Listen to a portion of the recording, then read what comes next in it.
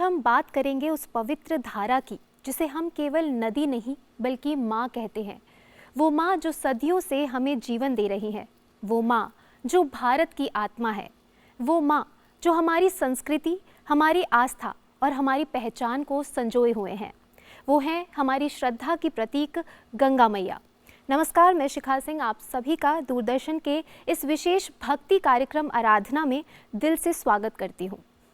कभी शिवजी की जटाओं से बहती हुई, कभी भगीरथ की तपस्या का फल बनकर, तो कभी करोड़ों श्रद्धालुओं की आस्था बनकर गंगा मैया हमेशा हमारे साथ रहती हैं। हिमालय की गोद से निकलकर हजारों किलोमीटर का सफर तय करते हुए गंगा मैया करोड़ों लोगों की प्यास बुझाती हैं और खेती को नया जीवन देती हैं। हमारे शास्त्रों में कहा गया है कि गंगा जल के स्पर्श मात्र से ही आत्मा तृप्त हो जाती है। हरिद्वार हो, काशी हो या प्रयागराज, गंगा किनारे बसती है आस्था की एक अलग ही दुनिया। तो आइए आप और हम मिलकर आस्था और श्रद्धा की इस खूबसूरत दुनिया में डुबकी लगाएं और आनंद लें गंगा मैया के इन मधुर भजनों का, जिनको आज हमारे समक्ष प्रस्तुत करेंगी प्रतिमा मिश्रा जी और उनके साथी कलाकार।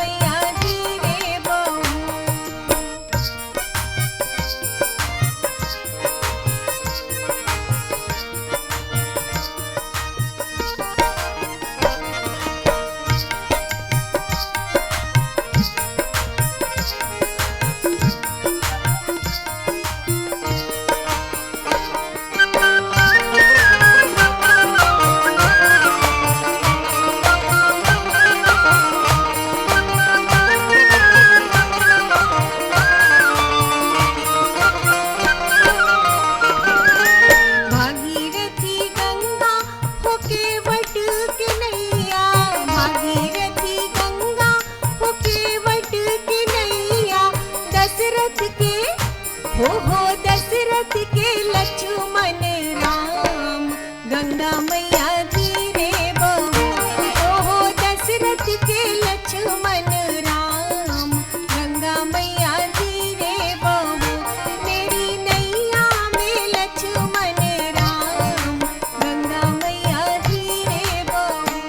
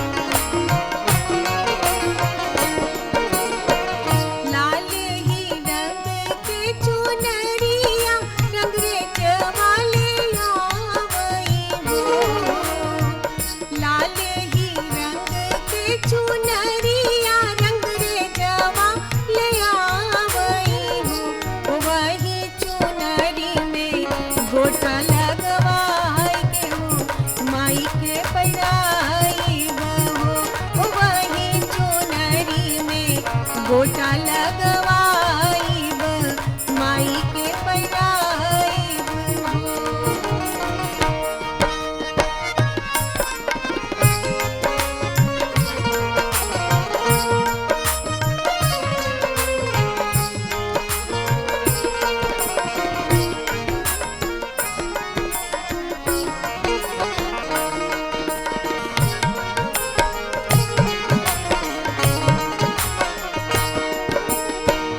मैया के नाकी के नथुनिया सोनरवा ले आवई हो। मैया के नाकी के नथुनिया सोनरवा ले आवई हो। वही नथुनी में हीरा लगवाइब माई के पैराइब हो।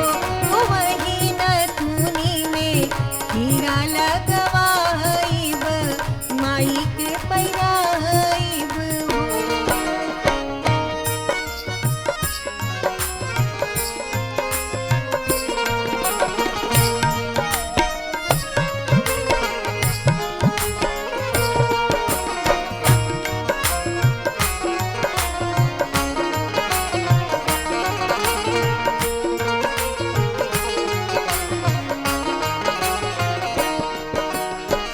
सज धज के सातों बहिनिया सेवक घर जई है हो। सज धज के सातों बहिनिया सेवक घर जई है हो। वो प्रतिमा में सराजो पचरा सुनई हो। मैया खुश होई हो।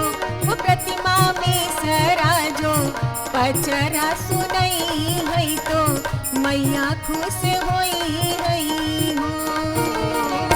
सातों बहिनिया मैया गंगा जी में डुबकी लगावई हो। सातों बहिनिया गंगा मैया जी में डुबकी लगावई हो।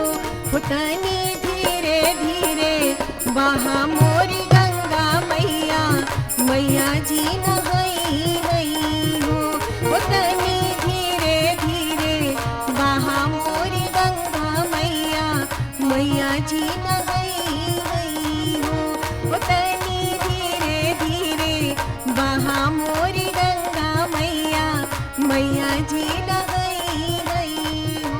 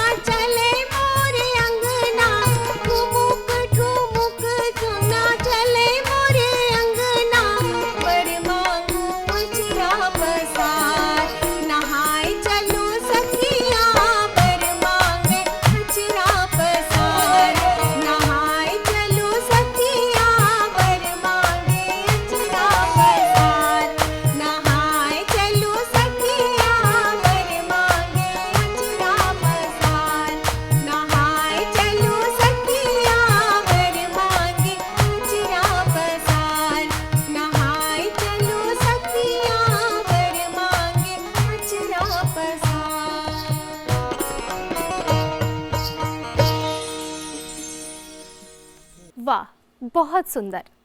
गंगा मैया के इन भजनों ने पूरा वातावरण आनंदित कर दिया।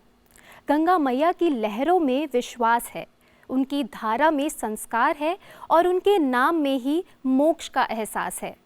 तो आइए हम सब सिर्फ हर हर गंगे का प्रचार ना करें, बल्कि ये संकल्प लें कि हम अपनी गंगा मैया को स्वच्छ, अविरल और निर्मल बनाए रखेंगे, क्योंकि जिस घर में माँ का सम्मान होता है वहाँ सुख और शांति का वास होता है, और जिस देश में गंगा बहती है वहाँ आस्था का प्रकाश होता है।